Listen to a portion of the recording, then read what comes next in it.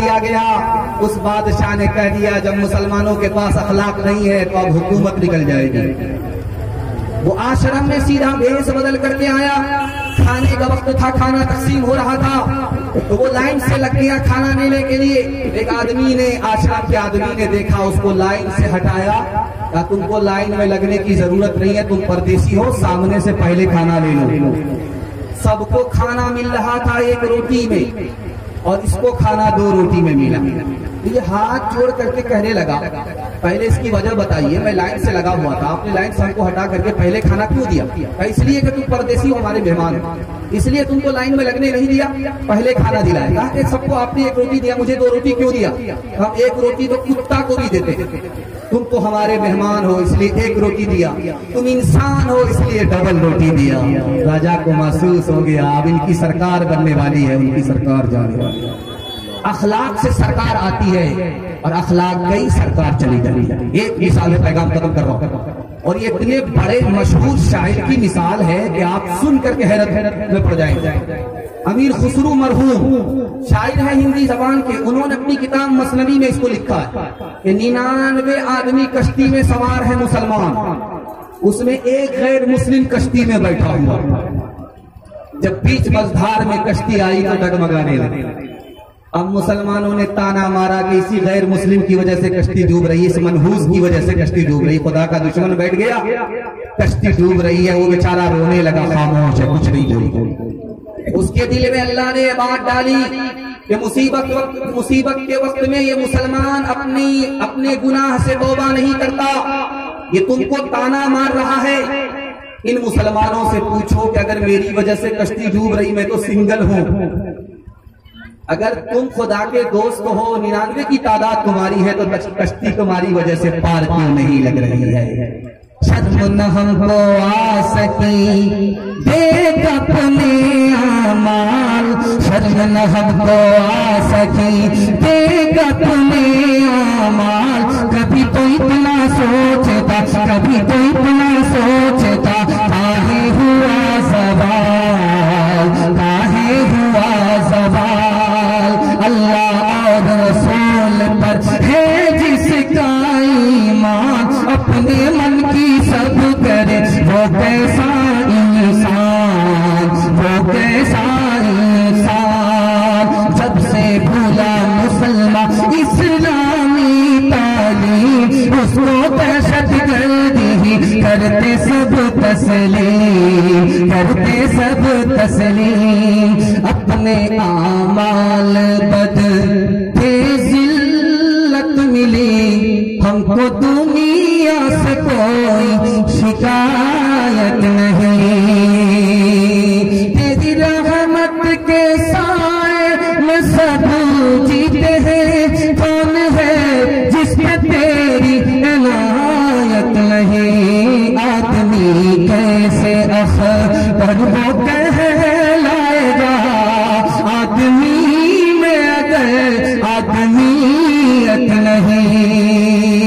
हाथ उठाइए, अखलाक से जिएंगे, अखलाक से मरेंगे इंशाअल्लाह। दूसरे का खाएंगे, अपना बचाएंगे, हाथ उठाइए इंशाअल्लाह। पैगाम खत्म हो गया, औरतों के हवाले से आ रहा हूं। 3 पैगाम मुझे आपको देना है औरतों के हवाले से, मेरे हिस्से का जलसा मुकम्मल हो जाएगा। सिर्फ 5 से 7 मिनट का मेरे हिस्से का जलसा, आप मोहब्बत से सुनने, मुझे भी पता नहीं चला, आपको भी पता नहीं चला। मैं दिल से दुआ करता हूँ अल्लाह आपके घर में अगर जवान बेटी है, कुंवारी है, गैर से मुनासिब जोड़े का इंतजाम करूंगा। ध्यान से सुनिएगा, जल्दी से निकल जाएगा। औरत पर्दे में थी, उसको 3 वजह से, 3 बहाने से बाहर निकाला गया। औरत पर्दे में थी, उससे कहा पर्दे में रहोगी तो आजादी नहीं मिलेगी। आजादी के नाम पर पर्दे से बाहर औरत को कैसे बाहर निकाला? अगर घर से बाहर नहीं निकलोगी तो गुलामी में रहोगी, आजादी नहीं मिलेगी। आजादी के नाम पर जो औरत पर्दे में थी, पर्दा नशी थी, पर्दे से बाहर किया। दूसरे बहाने से निकाला कि अगर औरत पर्दे में रहोगी तो पैसा कैसे कमाओगी, जबकि पर्दे के साथ भी पैसा कमाया जाता है। पर्दे में रहोगी, घर में रहोगी, पैसा कैसे कमाओगी? पर्दे से बाहर आ जाओ, पैसा कमाओगी। पैसे के नाम पर औरत को पर्दे से बाहर निकाला। तीसरा बहाना क्या था? ताना मारा कि अगर पर्दे में रहोगी तो मुर्दा और बुर्का दोनों बराबर। कफन में मुर्दा लपेटा होता है, बुर्के में औरत लपेटी हुई है, मुर्दे के बराबर हो जाओगी। ताना मारा, औरत बाहर निकली। जानते क्या नुकसान हुआ?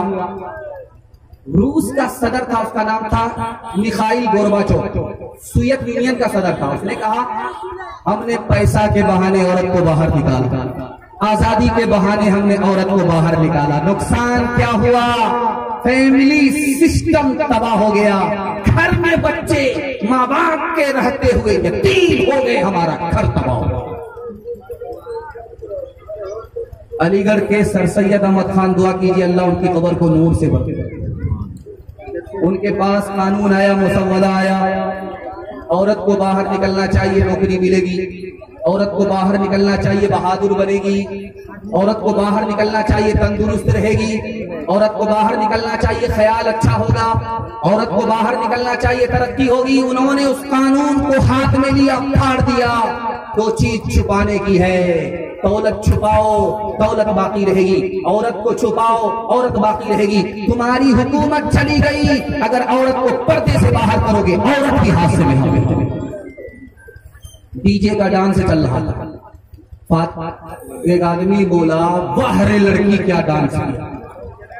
बगल का आदमी बोला ये लड़की नहीं है लड़का। ये आदमी बोलता सॉरी मैडम। वो आदमी बोलता मैं मैडम नहीं हूं, मैं उसी लड़के का बाप। जो पढ़ लिख के लड़की मुहज़्ज़ब बनी है, तो खुल मिल के मर्दों में क्या क्या छन है। वो क्या फन नहीं जानती हर फनी है, भरी बज़्म में नाचना भी बनी है। ये तहज़ीब नो है, नई रोशनी है, ये तहज़ीब नो है, नई रोशनी है। यही लड़कियों मुख्तसर दामनी है, तो देखेंगे वो भी जो नादीदनी है। बस अपनी ईमान की बरहम जनी है, कि बिखरे है बाल और छाती तनी है।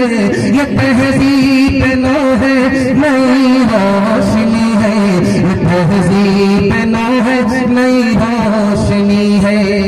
चप्पल है ऊंच हील की और ऊंटनी सी चाल, होठों पे लिपस्टिक लगा के कर रही है लाल।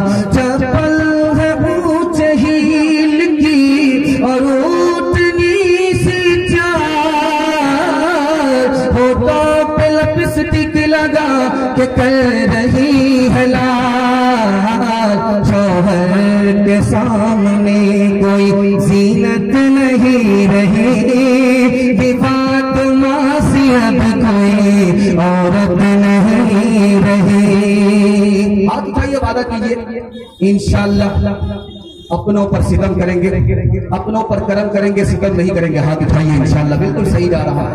बहन से ज्यादा साली पर मेहरबान होंगे, हाथ उठाइए इंशाअल्लाह। दूसरा पैगाम जल्दी से निकल जाएगा मियां बीवी के हवाले से।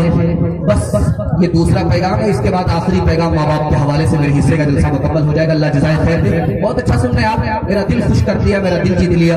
मैं दुआ करता हूँ अल्लाह आपके घर के टूटे फूटे घर में सुकून नसीब फरमाए, आपके टूटे फूटे घर को अल्लाह जन्नत जैसा बना दे। शादी हुई, लड़का एक तरफ, लड़की एक तरफ। लड़का से अल्लाह के रसूल ने कहा, लड़की से कहा, एक पैगाम उसको दिया, एक पैगाम उसको दिया। जिंदगी में कभी झगड़ा नहीं। वो पैगाम क्या था सुना रहा हूँ, जिंदगी भर काम आए। लड़की से कहा कि देखो वो जो लड़का है जिससे तुम्हारा निकाह हुआ है, यही तुम्हारे लिए जन्नत है, यही तुम्हारे लिए दोज़ख है। या रसूल अल्लाह के मैंने समझा नहीं। कहा कि इस लड़के को खुश करो, इसकी खुशी मालूम करो, खिदमत करती रहो, इसकी नाफरमानी मत करना, सीधे जन्नत में चली जाओ। अगर तुमने इसकी खुशी मालूम नहीं की, खियानत की, खिदमत नहीं की, नाफरमानी की, इस नाफरमानी की वजह से सीधे जहन्नम में चली जाओगी। यही शौहर तुम्हारे लिए जन्नत है, यही शौहर तुम्हारे लिए। लड़की का पैगाम मुकम्मल हो गया। अब लड़के से कहा, दूल्हे से कहा कि इस लड़की की कुर्बानी तुमसे ज्यादा। या रसूल अल्लाह, कम आते हमें, पसीना हमारा छूटता है, तो घर में रानी की तरह बैठ कर खाती है, इसकी कुत्ता ताकि इसकी कुर्बानी कैसे ज्यादा है बताने के लिए जा रहा हूं। अगर शादी से पहले तुमसे कहा जाता कि शादी करोगे, घर बार को छोड़ना पड़ेगा, खानदान को छोड़ना पड़ेगा, तो कुंवारे ही रह जाते, शादी नहीं करते। कुर्बान जाओ इस लड़की के ऊपर के इसने तुमसे निकाह किया, माँ बाप को छोड़ दिया, खानदान को छोड़ दिया, तुम्हारी होकर के रह गई। तुम्हारी कुर्बानी से बढ़कर के इसकी कुर्बानी। आप देखेंगे हर जगह रिवाज है कि लड़की पहली बार जब मैके से ससुराल जाती है जल्दी आ जाती है।